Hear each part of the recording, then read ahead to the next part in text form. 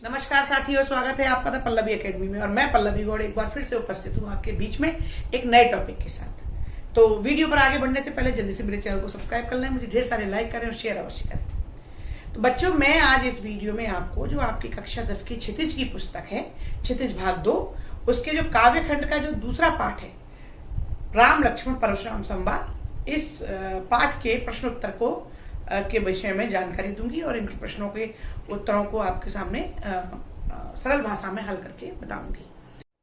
तो बच्चों, आपकी जो पुस्तक है उसमें प्रश्न अभ्यास में आपका पहला प्रश्न है, परशुराम के क्रोध करने पर धनुष के टूट जाने के कौन कौन से तर्क दिए। परशुराम के क्रोध करने पर लक्ष्मण ने धनुष के टूट जाने के लिए कौन कौन से तर्क दिए। तो जैसा कि मैंने जब अपनी पिछली वीडियो में मैंने आपको इस पाठ की जो सरल व्याख्या करके बताई है, उसमें मैंने आपको डिटेल में बताया था कि लक्ष्मण जी ने परशुराम जी से क्या क्या कहा है, ठीक है, और उन्होंने क्या कहा, धनुष कैसे टूट गया। तो आप उसके लिए व्याख्या के लिए मेरी पिछली वीडियो को देखें। फिलहाल मैं आपको सरल भाषा में उत्तर बताती हूँ कि लक्ष्मण ने कहा, यह धनुष पुराना और जर्जर था, श्री राम के छूते ही टूट गया, इसमें किसी का कोई दोष नहीं है। ठीक है। प्रश्न क्रमांक 2, परशुराम के क्रोध करने पर राम और लक्ष्मण की जो प्रतिक्रियाएं हुई, इनके आधार पर दोनों के स्वभाव की विशेषताएं अपने शब्दों में लिखिए। तो बच्चों, ये प्रश्न आपकी परीक्षा में इस प्रकार भी आ सकता है कि राम लक्ष्मण परशुराम संवाद पाठ के आधार पर राम और लक्ष्मण के स्वभाव की विशेषताएं बताइए। तो आपको यहाँ पर यह ध्यान रखना है कि राम और लक्ष्मण के स्वभाव की विशेषताएं, प्रश्न किसी भी प्रकार से घूम कर आए।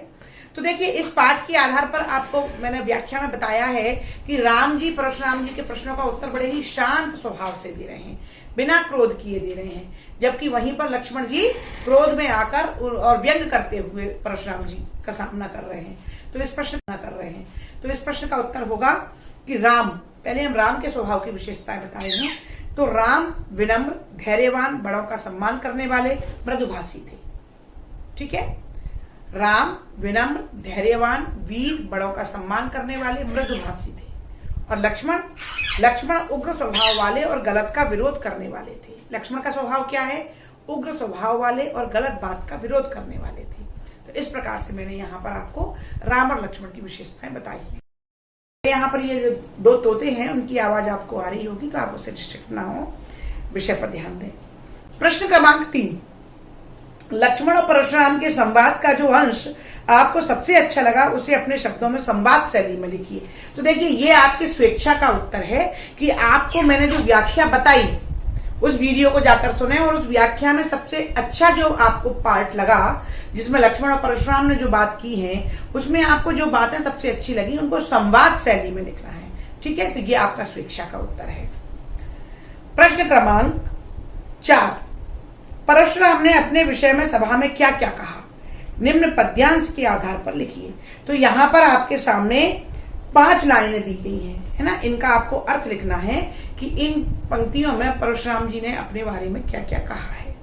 तो पंक्तियां हैं, बाल ब्रह्मचारी अति कोही, विश्व विदित क्षत्रिय कुलद्रोही, भुजबल भूमि भूप बिन कीनी, विपुल बार मई देवंधिनी, सहज बाहु भुज छंद निहारा, परसु बिलोप महीप कुवारा, मात पितई जन सोच बस, करस महीस किशोर, गर्भन के अर्वक दलन, परस मोर अति घोर। तो इसमें परशुराम जी ने अपने बारे में क्या क्या कहा है, तो इसकी व्याख्या डिटेल में पिछली वीडियो में प्रस्तुत है। मैं यहाँ पर आपको संक्षेप में बताती हूँ कि परशुराम जी कहते हैं कि हे राजकुमार, मेरे बारे में सारा संसार जानता है कि मैं अत्यंत क्रोधी हूँ, क्षत्रिय कुल का नाश करने वाला हूँ। मैंने अनेक बार इस पृथ्वी को राजाओं के विहीन करके ब्राह्मणों को दान किया है। तुम मेरे इस फरसे की ओर देखो, मैंने इसी फरसे से सहस्त्रबाहु का वध किया है। तुम इस फरसे से डरो, क्योंकि ये फरसे के डर से ही शत्रु स्त्रियों के गर्भस्थ शिशु स्वयं नष्ट हो जाते हैं। इसलिए तुम अपने माता पिता को दुख में मत डालो। तो ये परशुराम जी ने इन पंक्तियों में कहा है। प्रश्न क्रमांक 5, लक्ष्मण ने वीर योद्धा की क्या क्या विशेषताएं बताई हैं। तो वैसे तो ये प्रश्न का कहीं भी व्याख्या पूरे पाठ में नहीं आई है, पर लक्ष्मण जी ने वीर योद्धा के बारे में एक सामान्यतः प्रश्न है कि लक्ष्मण जी कहते हैं वीर योद्धाओं के बारे में कि वीर जो होते हैं वो अपनी वीरता का वर्णन अपने आप नहीं करते, तो पहला लक्षण क्या है कि वीर पुरुष अपनी वीरता का बखान स्वयं नहीं करते। दूसरा, वीर पुरुष युद्ध स्थल में अपनी वीरता का प्रदर्शन करते हैं। तीसरा, वीर पुरुष विनम्र और धैर्यवान होते हैं। और चौथा, वीर पुरुष बड़ों का सम्मान करते हैं। ठीक है बच्चों, तो ये यहां पर प्रश्न क्रमांक 5 का उत्तर था। 6, साहस और शक्ति के साथ विनम्रता हो तो बेहतर है। इस कथन पर अपने विचार लिखिए। तो बच्चों, ये इस कथन का भी आंसर आपको अपने शब्दों में ही देना है। ठीक है, तो इस कथन का उत्तर है, मैं अपने शब्दों में आपको संक्षेप में बता देती हूं कि वीर पुरुष में साहस और शक्ति के साथ विनम्रता से विरोधी भी उसके सामने झुक जाते हैं। यानी कि जिस पुरुष में वीरता और साहस के साथ साथ विनम्रता भी होती है, तो उसके उस विनम्र स्वभाव से उसके विरोधी दुश्मन भी उसके सामने झुक जाते हैं। विनम्रता कार्यों को सहज और सरल बनाती है और आनंदित करती है। ये मैंने आपको संक्षेप में बताया है। आप इसके विषय में अपने विचार स्वयं भी लिख सकते हैं। प्रश्न क्रमांक 7, भाव स्पष्ट कीजिए। ठीक है, यहाँ पर 2 प्रश्न दिए हैं, प्रश्न क्रमांक का और खा, दोनों में ही आपके पाठ की कुछ पंक्तियां दी हैं, आपको उनका भाव स्पष्ट करना है। तो का में है, बेहसी लखन बोले मृदुवानी, अहो मुनीश महाभटमानी, पुनि पुनि मोय दिखाव कुठारू, चहत उड़ावन फूक पहाड़ू। कहते हैं कि हाँ मुनिवर, आप बहुत बड़े योद्धा हैं जो मुझे बार बार फरसा दिखाकर डरा रहे हैं। ऐसा लगता है कि जैसे फूंक से पहाड़ को उड़ाना चाहते हैं। ये इन पंक्तियों का भाव है। खा नंबर में जो पंक्तियां दी हैं, यहाँ कुभड़ बतिया को नाही, जे तर्जनी देख मर जाही, देख कुठार तरासन माना, मैं कछु कहा सहित आओ माना। इन पंक्तियों में भी लक्ष्मण जी परशुराम जी से कहते हैं कि हे मुनिवर, यहाँ कोई काशी फल की बेल जैसा कमजोर नहीं है जो तुम्हारी उंगली को देखकर ही मर जाए, और ना ही हम डरपोक और कायर हैं जो तुम्हारे धनुष बाण फरसे के डर से मर जाएं या डर जाएं। मैं पूरे अभिमान के साथ कहता हूं कि मुझे आपके धनुष बाण और फरसे से भय नहीं है। तो बच्चों, इस प्रकार से इनके विस्तार की व्याख्या के लिए आप मेरी पिछली वीडियो अवश्य देखें। प्रश्न क्रमांक 8, पाठ के आधार पर तुलसी के भाषा सौंदर्य पर 10 पंक्तियां लिखिए। तो देखिए, इसके लिए आपको इस पाठ में जो आपको विशेषताएं नजर आई हैं, उनके बारे में आपको 10 पंक्तियां लिखनी है। तो यहाँ पर कुछ पंक्तियां आप ऐसे भी लिख सकते हैं कि तुलसीदास जी के साहित्य की भाषा अवधी है ना।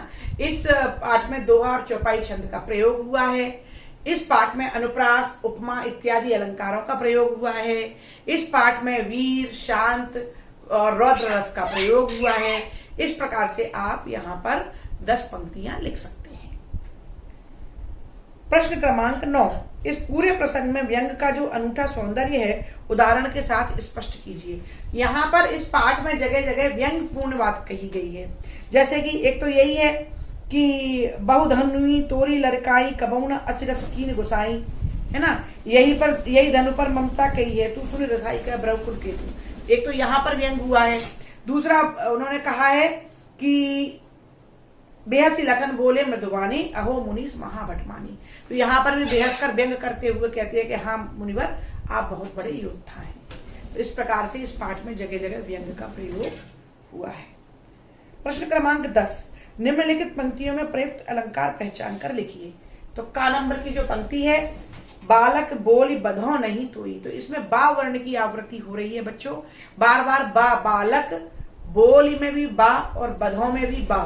तो यहाँ पर अनुप्रास अलंकार है। जैसा कि आपको पता होगा कि जिस अलंकार में एक ही वर्ण की आवृत्ति बार बार होती है, वहां अनुप्रास अलंकार होता है। खा, कोटि कुलिस सम वचन तुम्हारा।